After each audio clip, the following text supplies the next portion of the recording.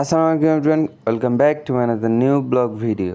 তো আজকের ভিডিওতে দেখাবো হচ্ছে যে ঢাকা থেকে কক্সবাজার কীভাবে যাবেন সব থেকে লো বাজেটে, কম বাজেটে। আমরা হচ্ছে যে প্রথমে যাওয়ার জন্য বাসা থেকে বের হয়ে গেলাম। বাসা থেকে বের হয়ে কমলাপুরের উদ্দেশ্যে রওনা দিয়ে দিলাম। তো আমি হচ্ছে যে এত সকালে তো আর অটো রিক্সা তেমন পাওয়া যায় না, গাড়ি তেমন পাওয়া যায় না।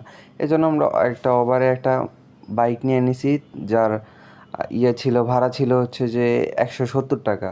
তো যাই হোক, আমরা যদি অন্য গাড়িতেও যাইতাম তাও 180 টাকা, 200 টাকার নিচে কেউই আসতো না। তো আমি সুন্দর মতো একটা বাইক দিয়ে কমলাপুর স্টেশনে চলে আসলাম। এসে দেখার পর আমি মনে করছি যে মানুষ তেমন হবে না, এখন এসে দেখি প্রচুর মানুষ। যাই হোক, আমরা ওভার রাইডারকে টাকা বুঝিয়ে দিয়ে ভিতরে প্রবেশ করলাম। ভিতরে প্রবেশ করে আমি একটা জিনিস ভুল করছি এইখানে, যেমন হচ্ছে যে আমরা টিকিট কাটি নাই। টিকিট হচ্ছে যে আমরা এসে ডিরেক্ট লোকাল একবারে কাউন্টার থেকে কেটে নিছি। তো আপনারা সবসময় চেষ্টা করবেন কোনো জায়গায় গেলে, চট্টগ্রাম মানে কক্সবাজার যেখানেই যাবেন, তো আপনারা যদি ট্রেনে ভ্রমণ করেন তাহলে আগে থেকে টিকিট কেটে রাখবেন। টিকিট কাটার প্রসেস হচ্ছে, আমাদের রেল সেবা আছে, ওয়েবসাইট আছে। তো অ্যাপসেও কাটতে পারেন, ওয়েবসাইট দিয়েও কাটতে পারেন। এটা আপনাদের ব্যক্তিগত ব্যাপার। আগে থেকে কেটে রাখলে সুবিধাটা হয় কি, আপনারা ডিরেক্ট এসে ট্রেনে উঠে চলে যেতে পারবেন। এরকম হুমকির মুখোমুখি পড়তে হবে না। আমি আসার পরে দেখি যে ট্রেন বন্ধ, এই হয়েছে সেই হয়েছে, ট্রেনের টিকিট নেই, নানান ধরনের কথা। তারপরে হয়েছে যে আমি টিকিট নিয়ে প্রবেশ করি ভিতরে। তো আমাদের কমলাপুর স্টেশন হচ্ছে এমন একটা স্টেশন যেটা বাংলাদেশের মধ্যে সব থেকে টপ 10, মানে টপ 1 বলা যায়, সব থেকে বড় স্টেশন। তো আমরা আসার পরে দেখি আন্তনগর, এই ট্রেনটাই আমাদের, এই ট্রেনেই আমরা যাব। এটার নাম হচ্ছে যে প্রভাতী এক্সপ্রেস। এটা 3151 লোকোমোটিভের সম্ভবত, আমি যতটুকু জানি। 2x2, মানে 2x2, দুইজন দুইজন বসা যায়। তো তারপরে আমাদের ট্রেন গন্তব্যের উদ্দেশ্যে ছেড়ে দিল। ছেড়ে দেওয়ার পরে আমরা বসে বসে কমলাপুর দেখতেছিলাম আর ভাবতেছিলাম যদি এখন এক কাপ চা হইতো তাহলে অনেক সুন্দর হইতো, তাহলে বিষয়টা জমে যেত। তারপরে হচ্ছে যে আস্তে আস্তে আস্তে আস্তে কমলাপুর ত্যাগ করতে শুরু করলো। তো আমরা সুন্দর মতো যাচ্ছিলাম। তো এরপরে কক্সবাজারে কোথায় ভিডিও বানাইলে সব থেকে ভালো হয়, কক্সবাজারের যে সুন্দর লোকেশনগুলো আছে, আপনারা যারা আমাদের অডিয়েন্স আছেন বা আমাদের ভাই বেরাদার, ফ্রেন্ড সার্কেল, যারাই ভিডিওটা দেখছেন, মানে আমাদেরকে জানাবেন। তারপরে আমি এক কাপ কফি, সরি, হচ্ছে এক কাপ চা নিয়ে নিই। চা নেওয়ার পরে হচ্ছে যে চা চুমুক দিতে দিতে আমরা কমলাপুর ত্যাগ করতেছিলাম। তো কমলাপুরের ত্যাগ করার দৃশ্যটা ছিল অসাধারণ। আর ট্রেন জার্নিটাও ছিল অসাধারণ। যেমন কী জন্য অসাধারণ, যেমন এই সিজনের ট্রেন জার্নিটা আসলে অন্যরকম লাগে। যেমন এই জায়গাটা এই স্টেশনটা আমার কাছে অনেক বেটার মনে হয়েছে ভাই। আমার কাছে সব থেকে মানে ভালো লাগতেছিল এই স্টেশনের এই দৃশ্যটা দেখে। পাশাপাশি হচ্ছে যে বর্ষাকাল ছিল। বর্ষাকালের সিজনে আসলে ট্রেন ভ্রমণ করতে অনেক মজা। তা আমি বসে বসে ফিল নিতেছিলাম, হ্যাপি ছিলাম। তা পাশের কাকা জিজ্ঞেস করতেছে, ভাইস্তা এত হ্যাপি কেন? আমি কই, কাকা এই মৌসুমে এরকমভাবে যাইতাছি, অনেক ভালো লাগতেছে। তারপরে আমরা ফেনী ঘাটে চলে আসি। ফেনী স্টেশনে আসার পরে বাইরে থেকে খাবার নিয়ে নেই। তা আপনারা চেষ্টা করবেন বাসা থেকে খাবার আনার জন্য, বা বাইরে খাবার নেওয়াটা আসলে ঝামেলা। ফেনী স্টেশনে চলে আসি। আসার পরে হচ্ছে যে মানে ট্রেন তেমন দাঁড়ায় না, 5-7 মিনিট দাঁড়ায়, অনেক স্টেশনে 3-4 মিনিট দাঁড়ায়। তা আপনারা চেষ্টা করবেন বাসা থেকে খাবার আনার জন্য, বা আগে থেকে খাবার ম্যানেজ করে রেখে দিবেন, ঠিক আছে?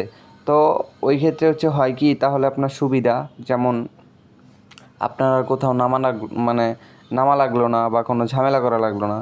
তারপরে আমরা ধীরে ধীরে ধীরে ধীরে অনেক কষ্টর পরে চলে আসছি চট্টগ্রাম।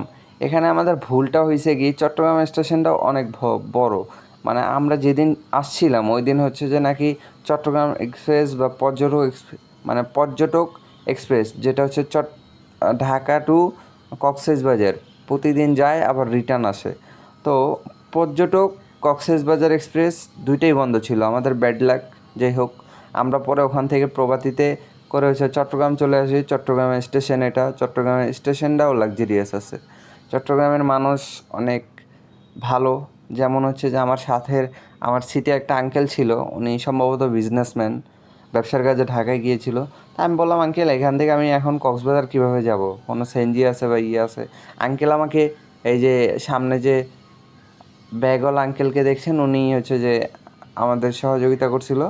পরে উনি বলতেছে যে এখান থেকে ভাইস্তা তুমি কোনো সিএনজি বা কোনো কিছু পাবা না, তুমি এক কাজ করো, এখান থেকে বের হয়ে রাস্তার ওই পারে যাও।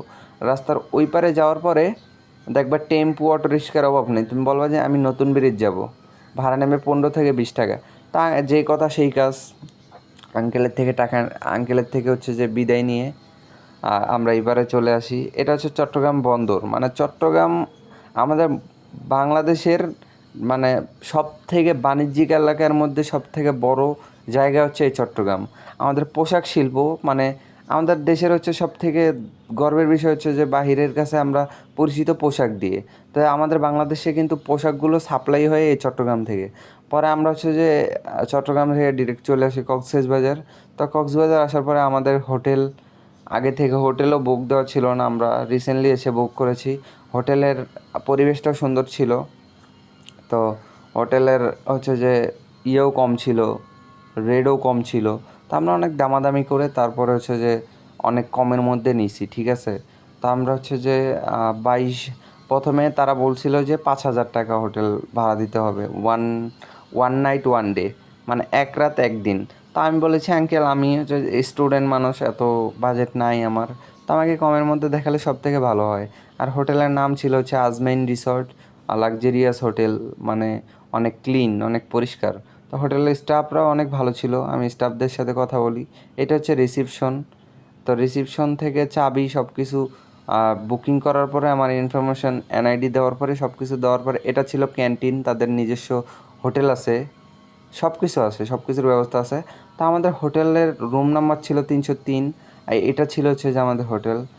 তো এখানে আমি সুন্দর একটা ওয়াশরুমে পেয়ে গেছিলাম, কমোড ওয়াশরুম।